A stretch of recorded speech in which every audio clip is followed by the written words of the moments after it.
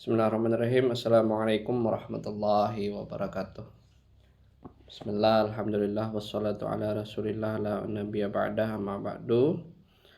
Alhamdulillah kita hari ini bisa kembali bertemu mendiskusikan satu tema lanjutan dari mata kuliah kita. Tema pada hari ini adalah mazhab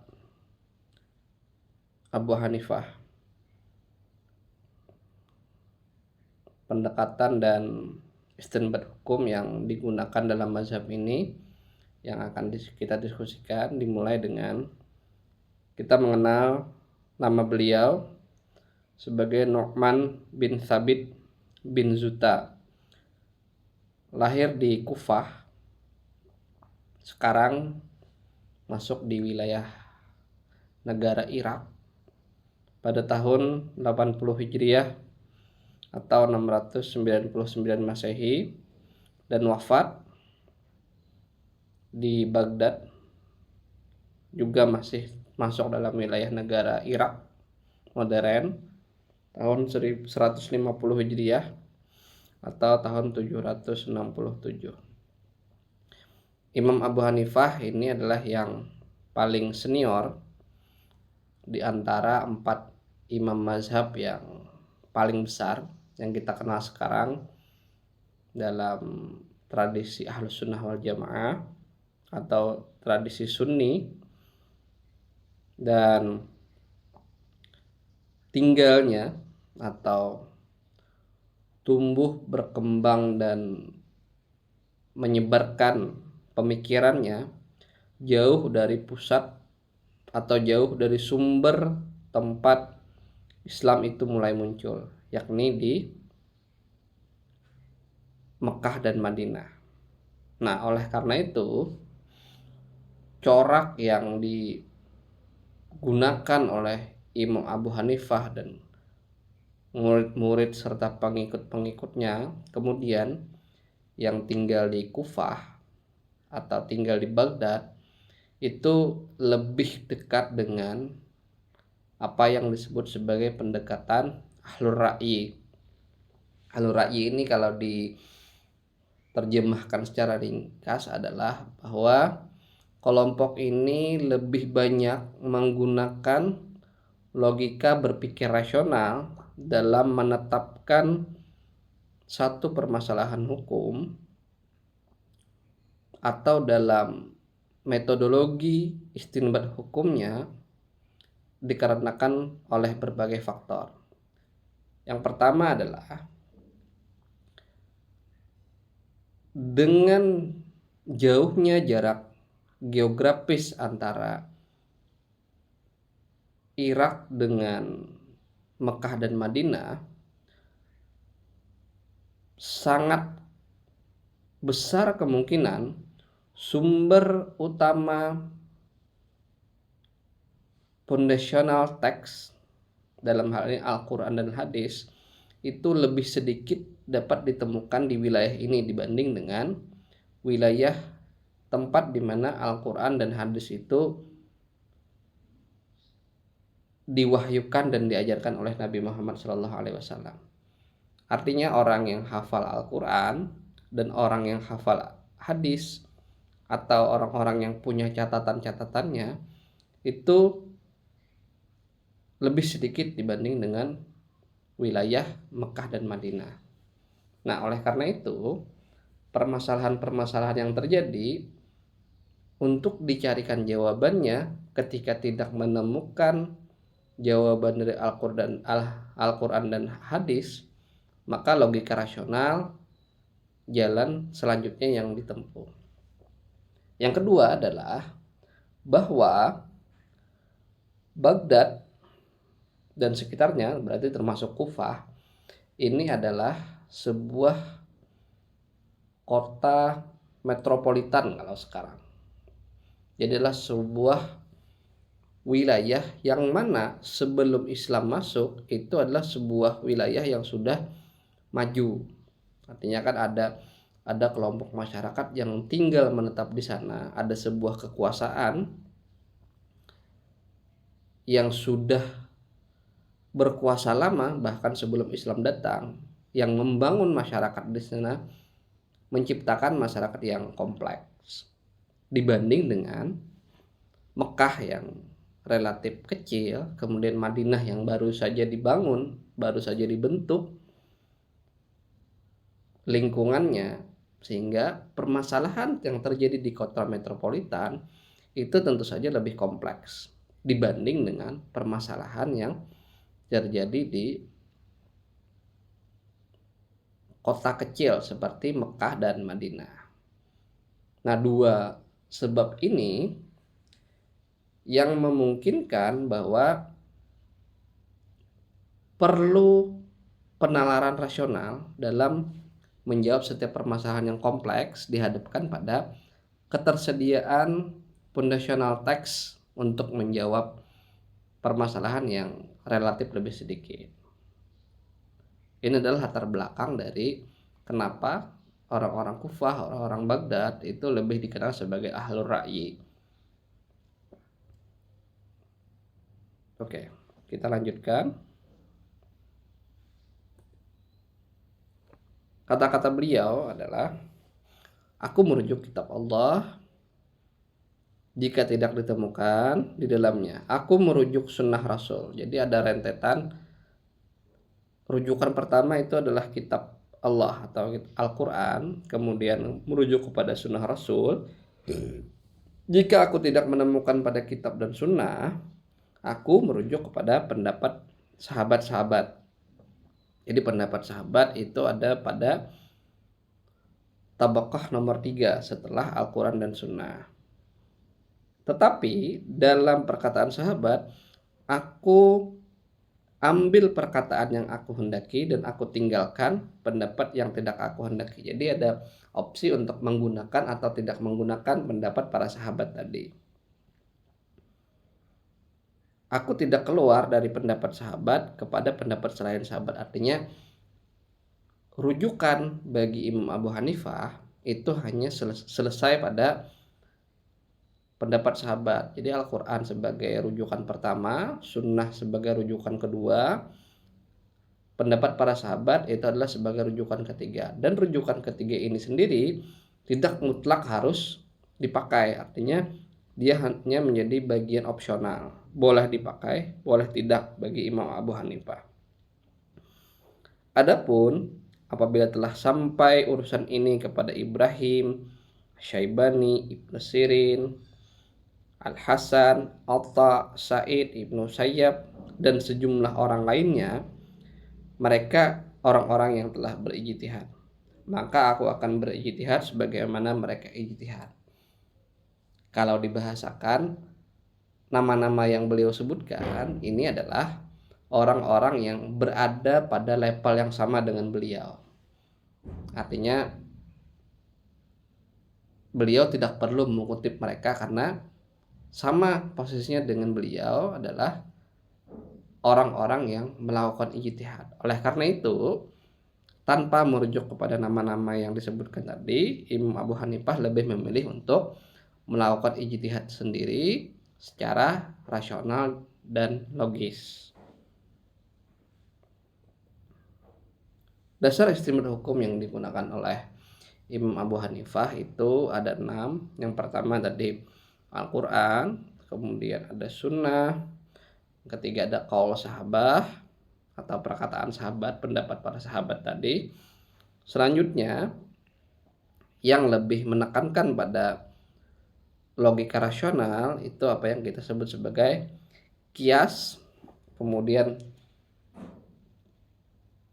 bagian daripada penalaran logis juga adalah istihsan dan oro. Kita akan bahas satu persatu. Al-Quran itu mutlak sebagai teks yang menjadi rujukan utama bahkan oleh semua mazhab.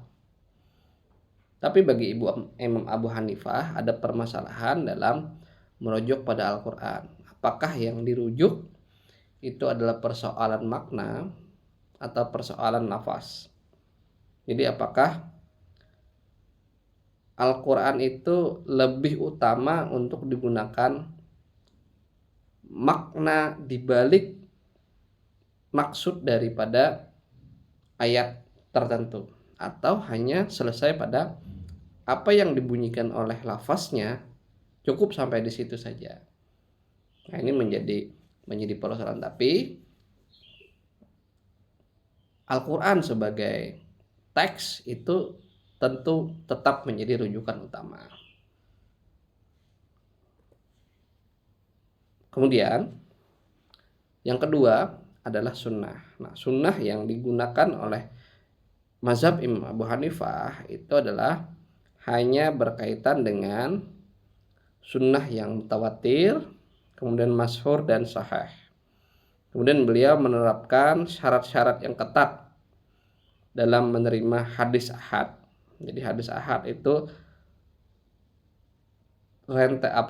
tabaqahnya di bawah daripada 3 hadis yang disebutkan di atas. Kategori 3 hadis yang disebutkan di atas.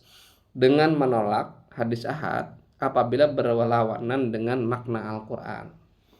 Nah, jadi kalau tadi Al-Quran itu apa yang dipakai maknanya atau apa yang dipakai lafaznya saja.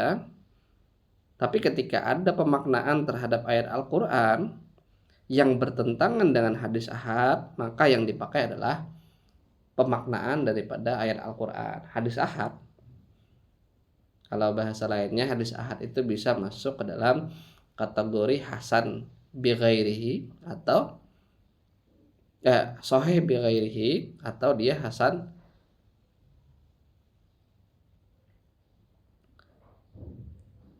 hadis mutawatir. Itu adalah hadis yang tidak mungkin untuk didustakan. Artinya tidak mungkin, ini adalah bukan dari Rasulullah. Contoh misalnya, kita mengetahui bahwasanya sekarang Presiden Republik Indonesia itu adalah yang namanya Prabowo Subianto. Nah, berita bahwasanya Presiden Indonesia itu adalah Prabowo Subianto itu adalah berita yang mutawatir. Semua orang tahu dan semua orang meyakini itu adalah sesuatu yang benar. Artinya diiyakan oleh semua orang. Hadis mutawatir itu seperti itu. Jadi ini adalah berita atau hadis yang dianggap memang benar-benar dari Rasulullah. Semua orang meriwayatkan hadis yang sama. Masyhur itu berada di bawah hadis mutawatir. Sebagian besar orang mengenalnya sebagai hadis atau meriwayatkan hadis itu. Walaupun ada beberapa kondisi di mana tidak sebesar periwayatan hadis mutawatir. Nah, di bawahnya ada hadis sahih. Hadis sahih yang mana tentu saja berada di bawah hadis masyhur. Itu adalah kategori sunnah yang digunakan dalam istinbat hukum oleh Imam Abu Hanifah.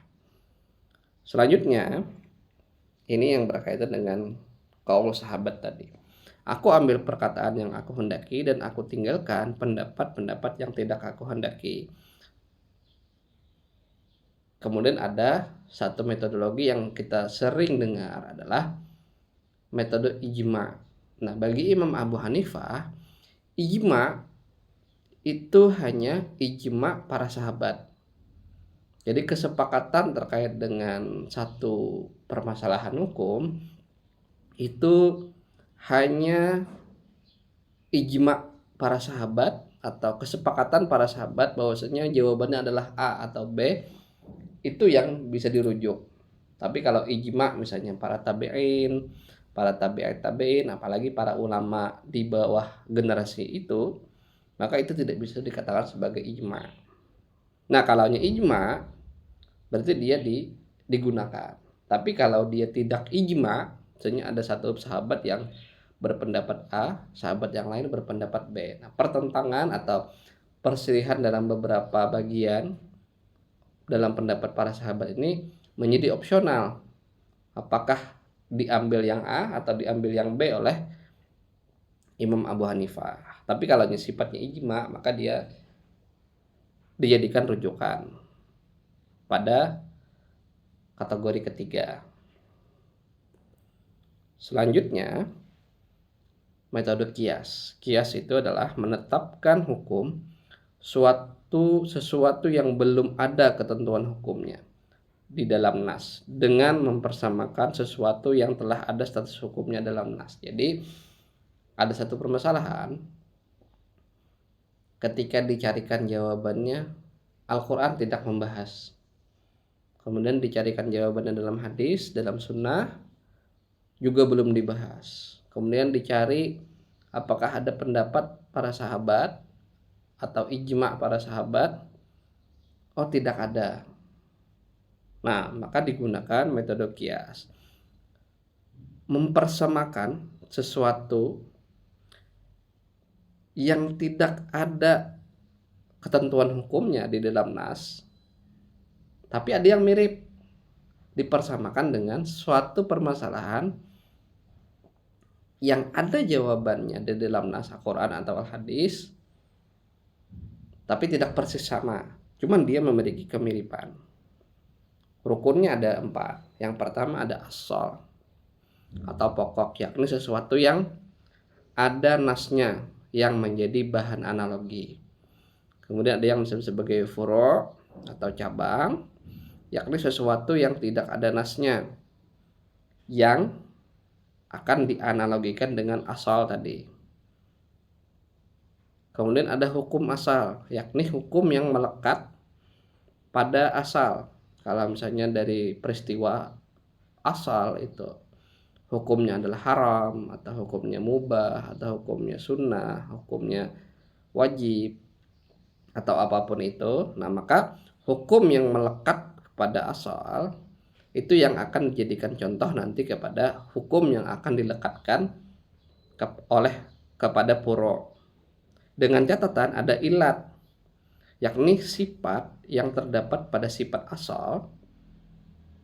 Kemudian proses penganalogian dapat dilakukan dengan adanya kesamaan ilat. Jadi ilat inilah yang menghubungkan antara asal dengan puro, sehingga jawaban terhadap permasalahan puro itu bisa disamakan dengan jawaban terhadap persoalan asal.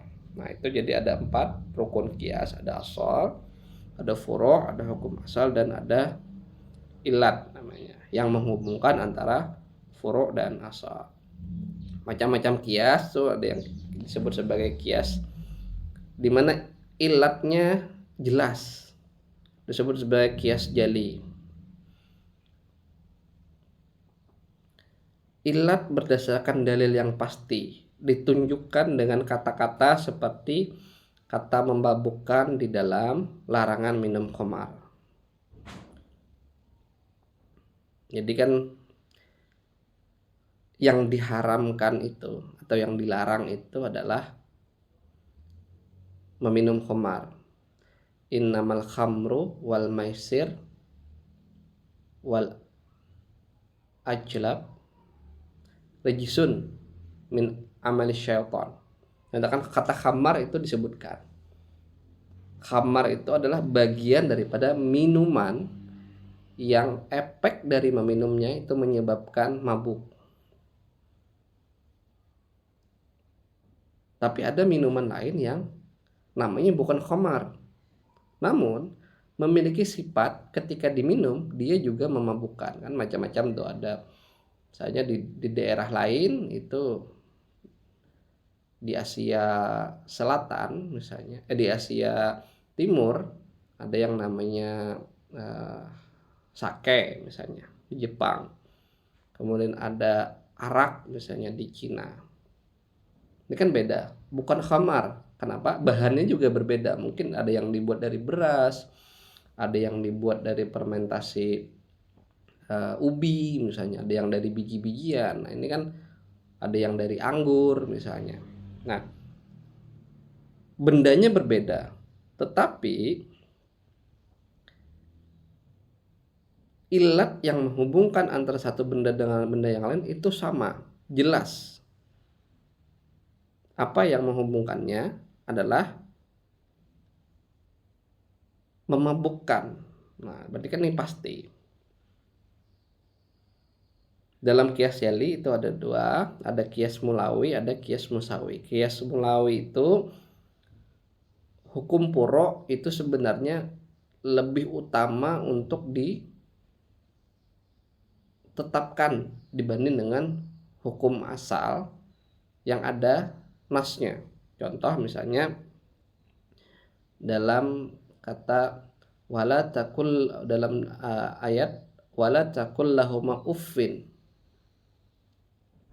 kita dilarang untuk berkata uff itu atau heh kepada orang tua, kepada kedua orang tua. Nah, larangannya hanya berupa jangan berkata-kata berucap heh, aduh, uff kepada orang tua. Nah, pertanyaannya adalah misalnya bagaimana kita misalnya dengan menggunakan kata-kata yang lebih kasar dibanding dengan hanya kata-kata uff tadi, atau misalnya melakukan kekerasan fisik yang ilatnya adalah sama-sama menyakiti kepada orang tua. Nah, berarti kan hukum puroknya tidak ada dalil yang mengatur, misalnya memukul atau menyakiti hal-hal yang lain. Ini tidak ada dalil nasnya. Tapi secara analogi memukul itu lebih kejam dibanding dengan hanya berkata uff. Nah, maka hukum puro itu lebih utama dibandingkan dengan hukum asalnya. Kalau berkata saja sudah haram, maka berarti memukul haram yang berkali-kali lipat lah, seperti itu. Itu dinamakan sebagai kias mulawi. Ada juga dengan kias musawi. Hukum puro itu sama, setara dengan hukum asal.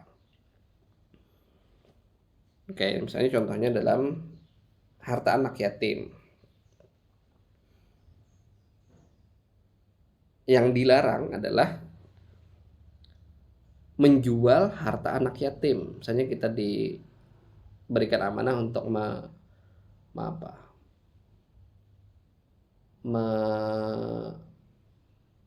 menjaga seorang anak yatim. Nah, dilarang untuk menjual hartanya. Tapi yang dilarang adalah memakan harta anak yatim. Nah, itu yang dilarang. Tapi bagaimana dengan menjualnya? Nah, menjual dan memakan itu sama posisinya, tidak ada yang lebih tinggi, tidak ada yang lebih, karena ilatnya adalah sama-sama menghabiskan harta si anak yatim. Baik menjual dan memakannya sama-sama haram. Namanya kias musawi, setara. Kemudian ada yang selanjutnya selain kias jali, tadi kan jelas itu. Ada yang disebut sebagai kias khafi. Kias khafi itu ini ada atau tidak ilatnya. Bisa jadi ilat, bisa jadi tidak ini. Jadi agak samar-samar, ini bisa dikaitkan atau tidak. Contoh misalnya ada satu wadah yang di dalamnya ada air,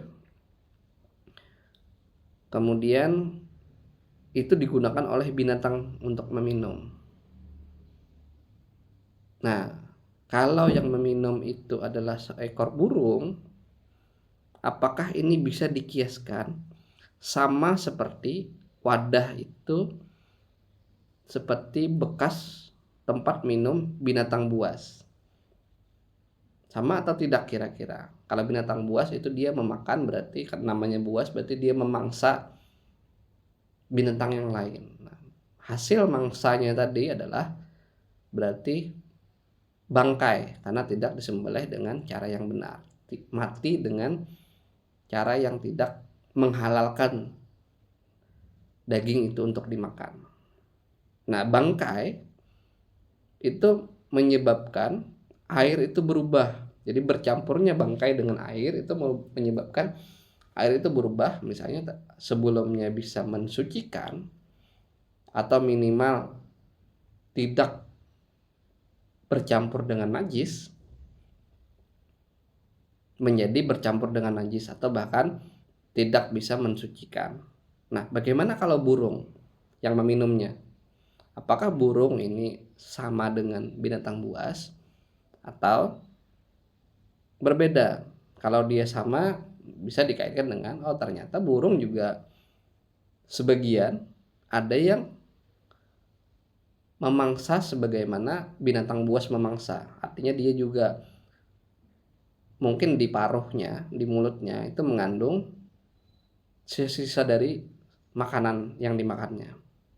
Tapi ada juga burung yang tidak memakan sesuatu yang menyebabkan najis, seperti makan biji-bijian. Nah, ini samar jadinya, apakah ini ilat atau tidak. Itu disebut sebagai kias khafi. Kemudian ada namanya kias dalalah. Ini bukan ilat sebenarnya, tapi hanya petunjuk. Ilat ini berada di bawah daripada kias khafi. Kalau kias khafi tadi dia masih bisa dikategorikan sebagai ilat, tapi samar. Nah, kalau dalalah itu hanya petunjuk. Kias yang ilatnya tidak disebut, tetapi merupakan petunjuk yang menunjukkan adanya ilat. Contoh, harta anak-anak yang belum balik, apakah wajib ditunaikan zakatnya atau tidak. Nah, petunjuknya adalah misalnya, jawab dulu pertanyaan, harta yang wajib ditunaikan zakatnya itu harta apa?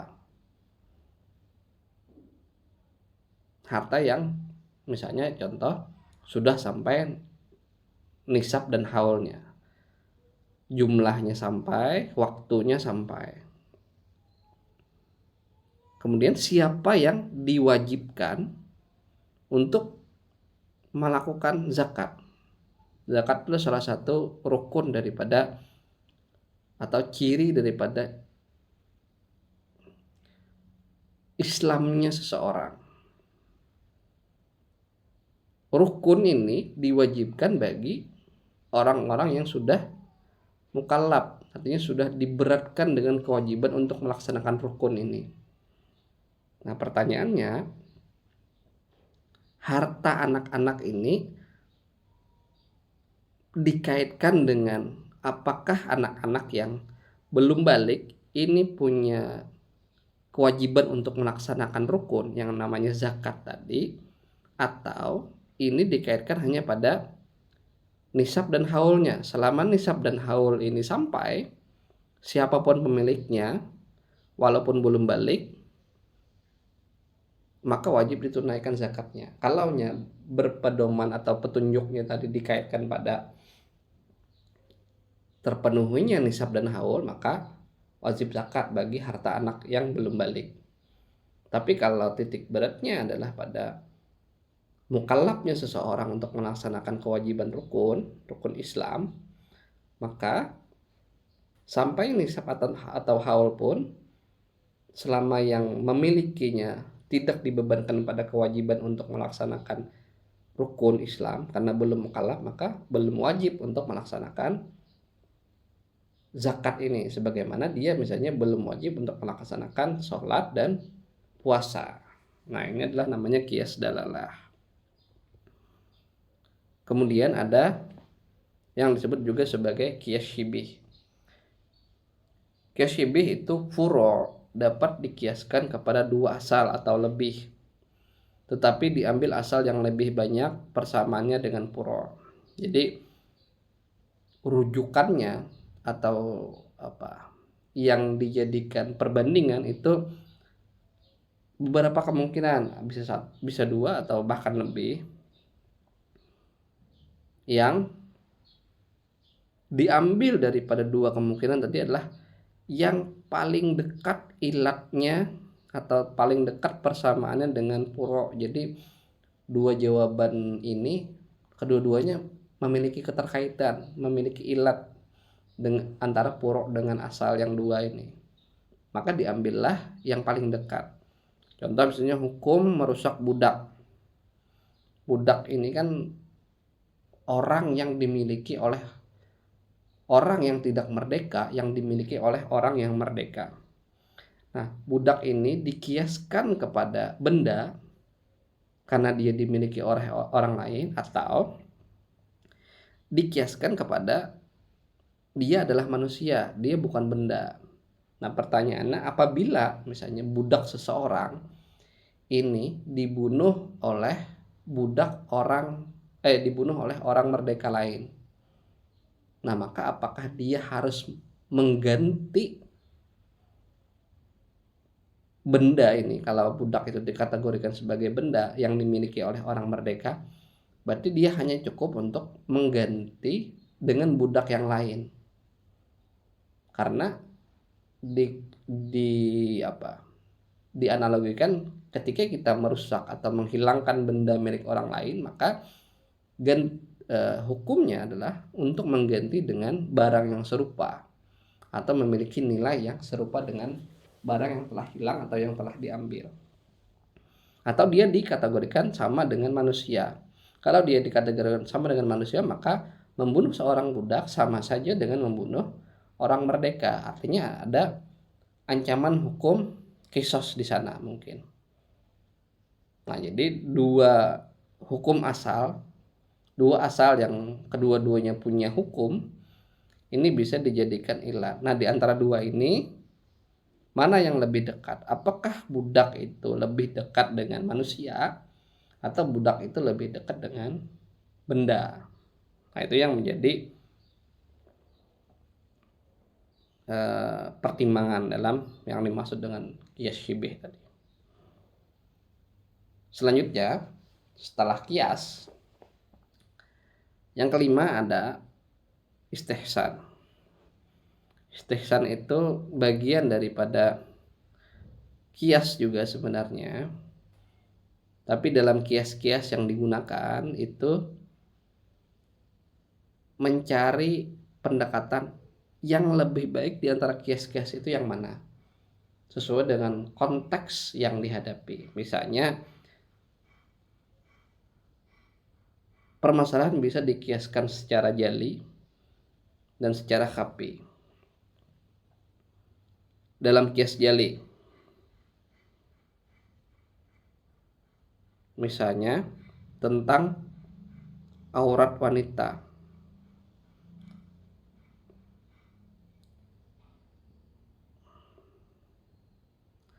Aurat wanita itu kalau dibaca dengan qiyas jali, memandang aurat wanita dikiaskan kepada wanita itu adalah aurat. Dilihat dari sama-sama akan membawa fitnah, maka hukumnya haram.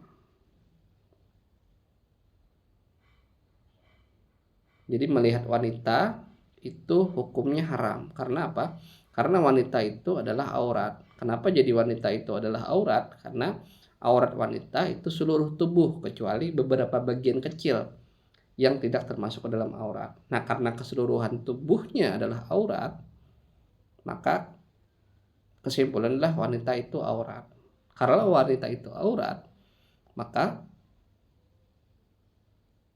haram hukumnya untuk melihat wanita. Itu kalau qiyas jali. Ada yang bisa digunakan dengan qiyas khafi. Diperbolehkan melihat sebagian aurat wanita karena adanya keperluan yang jika tidak dilakukan akan menimbulkan kesulitan secara muamalah.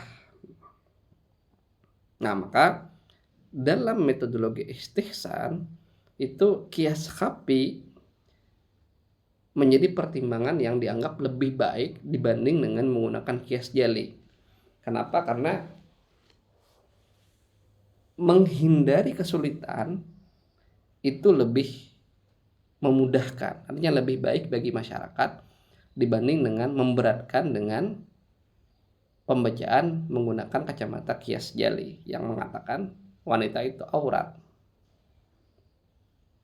Atau yang kedua, mengecualikan hukum juz'i daripada hukum kulli. Misalnya orang yang mencuri harus dipotong tangan, itu kan ada dalilnya. Tapi pada suatu peristiwa itu pada masa pemerintahan Sayyidina Umar pernah terjadi paceklik di mana kebutuhan pokok itu sangat minim, kelaparan terjadi di mana-mana.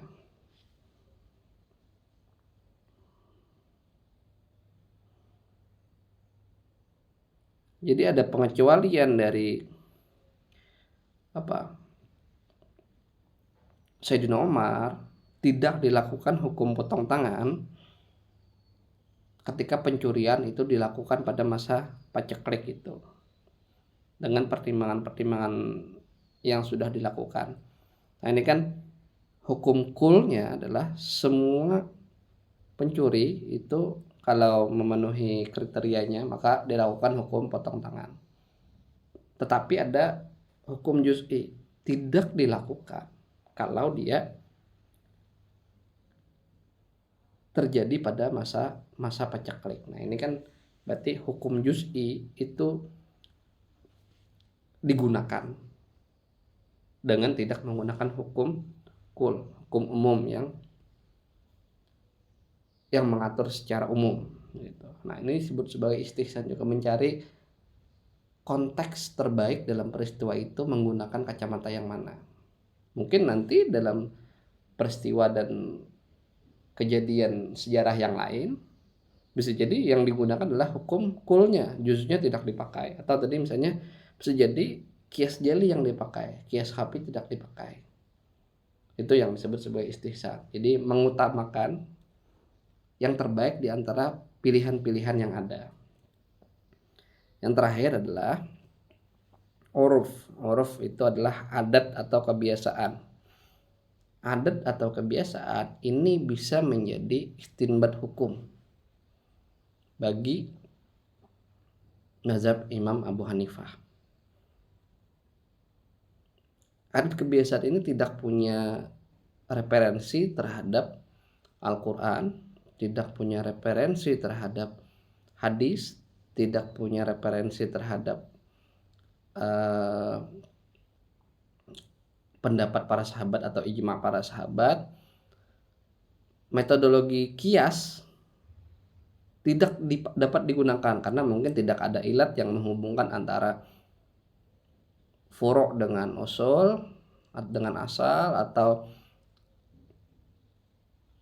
tidak bisa dimasukkan dalam konteks istihsan. Tetapi ini terjadi di tengah masyarakat secara turun-temurun dijalankan. Catatannya adalah uruf atau kebiasaan tadi harus yang bersifat ma'ruf, artinya yang bersifat sahih, bersifat baik.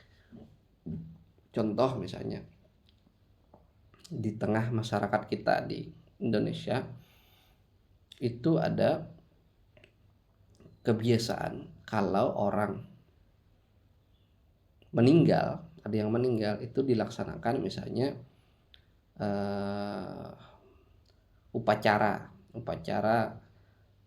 hari, 2 hari, 3 hari, 7 hari, kemudian ada 25 hari, 40 hari, 100 hari. Nah ini kan tidak ada foundational teksnya, kemudian tidak ada pendapat para sahabatnya. Analogi kiasnya mungkin ilatnya sulit untuk dicarikan. Nah oleh karena itu istihsan juga kecil kemungkinannya. Nah tapi secara kebiasaan ini dilakukan, dan kemudian adat kebiasaan ini berdampak positif bagi kehidupan masyarakat yang menjalankannya.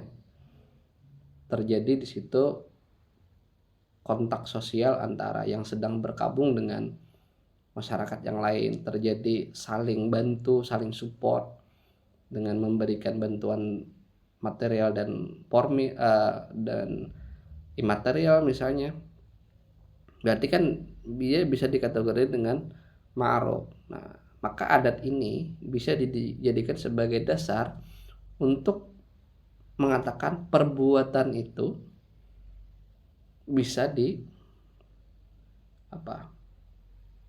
bisa diperbolehkan dengan catatan tidak melanggar dengan foundational text yang pertama, Quran, makna maupun lapasnya, hadis, dan juga pendapat atau ijma para sahabat.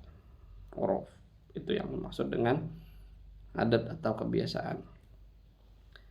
Karakteristik berpikir dari Imam Abu Hanifah itu yang pertama adalah keberpihakan kepada yang lemah. Jadi cara melihat adalah bagaimana menempatkan kaum mustadafin itu dalam menjawab satu permasalahan. Contoh, tidak wajib zakat bagi orang yang punya hutang, tapi wajib zakat bagi pakaian yang terbuat dari emas. Ini kan arahnya adalah orang kaya itu diwajibkan zakat emas walaupun emasnya dipakai sehari-hari dalam pakaiannya. Tapi bagi orang yang tidak punya apa-apa, bahkan punya hutang, maka kewajiban zakat itu tidak diwajibkan. Jadi ada logika di mana berpihak kepada kelompok marginal, kelompok lemah. Kemudian kemudahan, prinsipnya adalah ambil yang mudah. Contoh, hukum sholat menghadap kiblat di saat kiblat tidak dapat ditentukan. Artinya kita boleh saja sholat ke arah manapun ketika kondisi tidak mengetahui arah barat itu di mana, arah kiblat itu di mana. Jadi ambil mudahnya saja. Kemudian adalah berpihak kepada kemanusiaan. Contoh, kawin paksa bagi anak perempuan. Jika ia menolaknya, maka tidak sah. Artinya anak perempuan yang belum pernah menikah itu tidak bisa dikawinkan paksa oleh orang tuanya.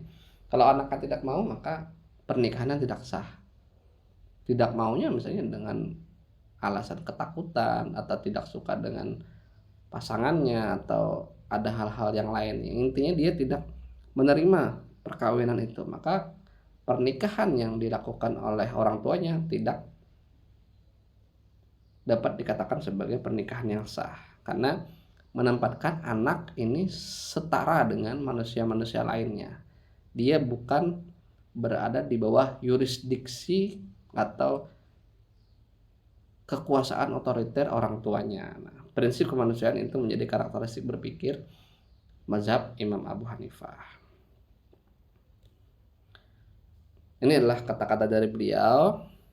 Tidak halal bagi seseorang untuk mengambil pendapat kami selama dia tidak mengetahui dari dalil mana kami mengambil pendapat tersebut.